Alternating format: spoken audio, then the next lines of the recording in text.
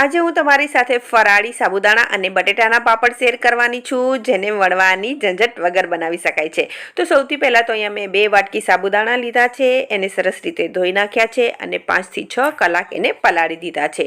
આમાં પાણી તમે વધારે નાખી શકો છો, કારણ કે આ ફૂલ પાણી સાથે બનવાના છે અને પછી એમાં જેટલા સાબુદાણા છે તેનું 4 ગણું પાણી નાખવાનું છે અને પછી તેમાં સ્વાદ અનુસાર નમક, જીરું, સફેદ તલ અને ચીલી ફ્લેક્સ નાખવાના છે। આમાં તમે આદુ અને મરચાંની પેસ્ટ પણ નાખી શકો છો અને પછી હાઈ ફ્લેમ ઉપર 5 થી 6 મિનિટ એને ઉકાળવાના છે।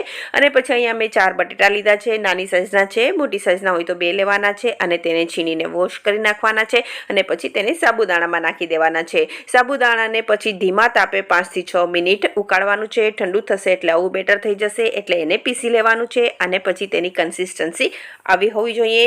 જરૂર લાગે તો થોડું પાણી પણ નાખવાનું છે, પણ ગરમ પાણી નાખવાનું છે અને પછી ચમચાથી તેના પાપડ બનાવવાના છે। જરૂરથી ટ્રાય કરજો।